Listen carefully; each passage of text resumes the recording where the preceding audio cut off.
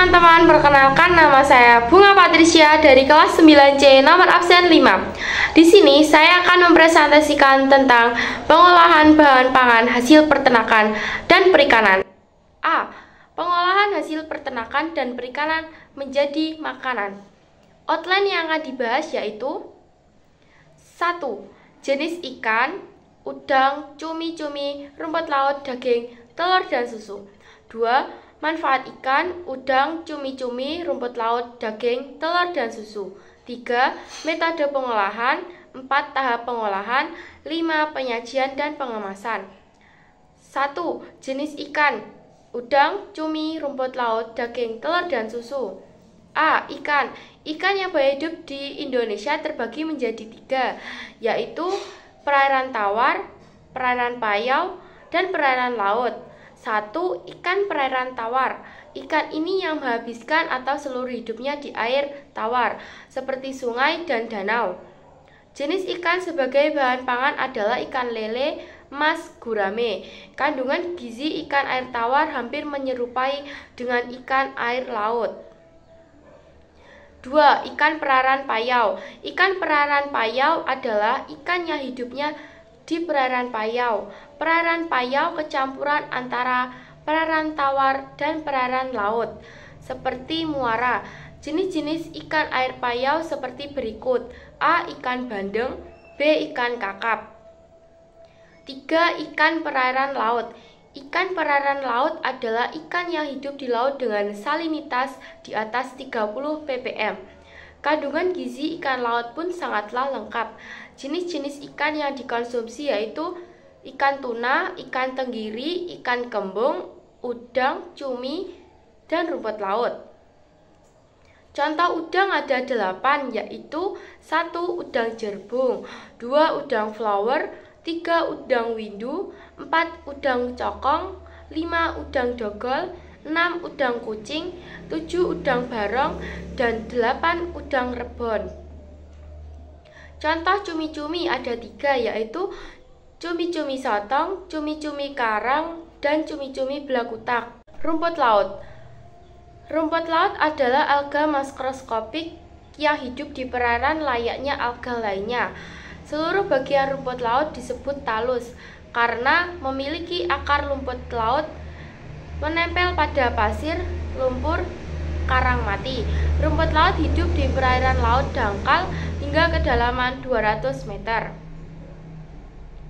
B. Daging. Daging yang berasal dari unggas dan hewan berkaki 4 dapat ditemukan di setiap bagian tubuhnya. Beberapa jenis daging yang banyak dikonsumsi masyarakat yaitu ada 5. 1. Daging ayam, 2. Daging sapi, 3. Daging kerbau, 4. Daging kambing, dan 5. Daging babi. C. Telur. Telur terutama dihasilkan oleh hewan jenis unggas dan ikan dengan cara hewan berkembang biak dan bertelur. Telur mengandung nilai gizi yang tinggi. Jenis telur yang biasa dikonsumsi ada 4, yaitu telur ayam kampung, telur ayam broiler, telur itik, dan telur puyuh. D. Susu. Susu adalah cairan berwarna putih yang disekresikan oleh kelenjar mamae pada binatang mamalia betina untuk bahan makanan dan sumber gizi pada anak.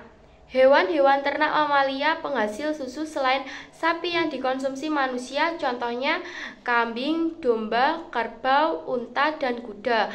Susu binatang atau sapi diolah menjadi mentega, susu kental manis, es krim. 2. Manfaat ikan, udang, cumi, rumput laut, daging, telur, dan susu. Ikan, udang, cumi, daging, telur, dan susu adalah sumber penghasil protein hewani. Fungsi protein antara lain 1. Sebagai zat pembangun, 2.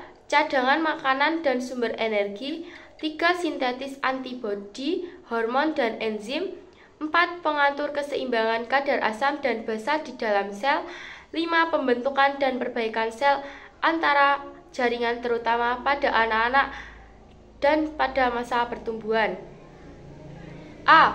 Manfaat ikan, omega 3, vitamin B12, vitamin B6, zat besi, vitamin D. B. Manfaat udang: kandungan fosfor, kandungan vitamin B12, kandungan vitamin A, kandungan yodium. C. Manfaat cumi: kandungan tembaga, omega 3, kandungan mineral, kandungan tinta. D. Manfaat rumput laut: kalsium, mengandung serat alami, kandungan vitamin C. E. Manfaat susu: kalsium, kandungan zodium, kandungan trirosin, zat besi. F.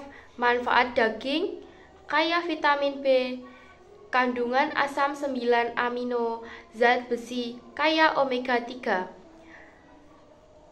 G. Manfaat telur: mengandung vitamin, kalsium, fosfor, letusan, zat besi.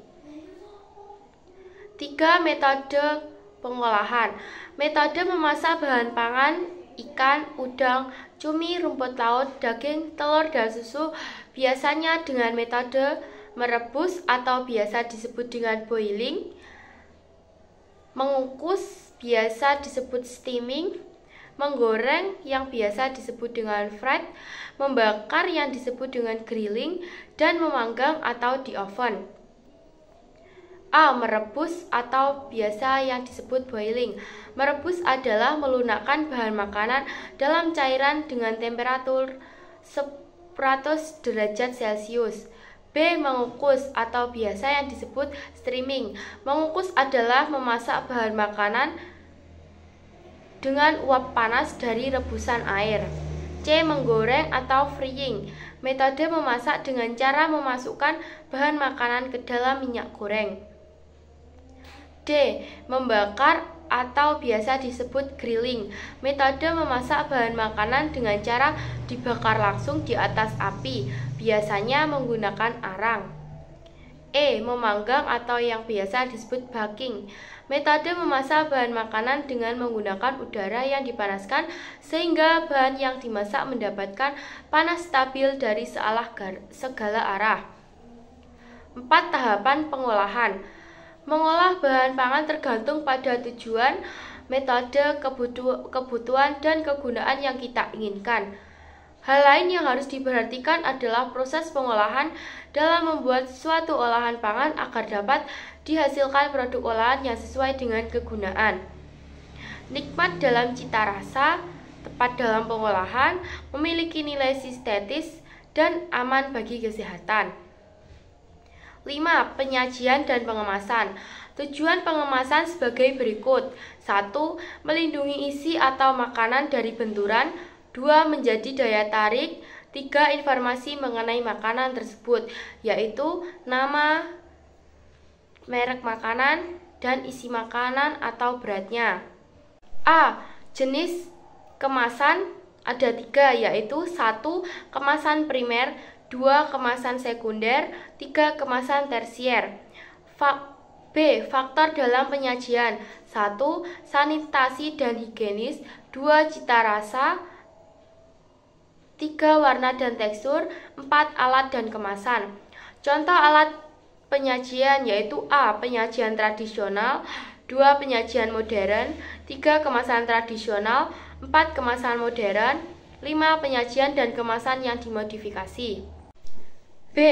Pengolahan hasil peternakan dan perikanan menjadi olahan pangan setengah jadi. Outline yang akan dibahas yaitu 1. Jenis pangan setengah jadi, 2. Manfaat, 3. Metode pengolahan, 4. Tahap pengolahan, dan 5. Penyajian dan pengemasan. 1. Jenis olahan pangan setengah jadi. A. Jenis olahan pangan setengah jadi dari bahan ikan, yaitu pengolahan ikan menjadi produk setengah jadi berupa hasil filet ikan dan surimi. Filet ikan adalah bentuk irisan daging ikan tanpa tulang, tanpa sisik, dan kadang tanpa kulit. Selain filet ikan, ada pula produk setengah jadi perikanan berupa surimi. Surimi adalah daging yang dihaluskan hingga membentuk pasta. B. Jenis olahan pangan setengah jadi dari bahan daging. Daging banyak dimanfaatkan dalam bentuk yang sudah diolah menjadi aneka macam masakan. Pengolahan daging menjadi bahan pangan setengah jadi akan mempertinggi potensi dan kualitas bahan pangan. 1. Daging ayam. Keberhasilan masyarakat dalam membudidayakan ayam, khususnya jenis broiler, menjadikan bahan baku pangan daging ayam cukup ketersediaannya di masyarakat. Daging ayam menjadi makanan sumber gizi dan vitamin sehari-hari bagi sebagian penduduk di dunia. 2. Daging sapi. Daging merupakan salah satu jenis makanan yang mampu menunjang program perbaikan gizi masyarakat. Sumber protein berkualitas tinggi, vitamin dan mineral yang diperlukan. 2. Manfaat. Manfaat ikan dan daging produk setengah jadi adalah memiliki waktu simpan yang lebih panjang.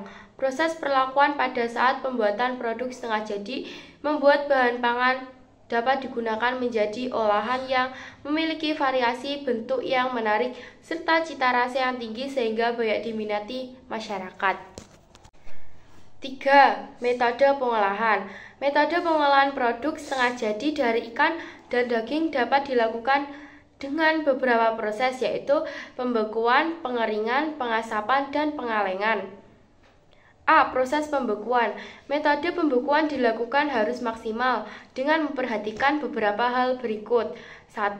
Dasar metode pembekuan. Pembekuan makanan cara yang paling mudah, cepat, praktis.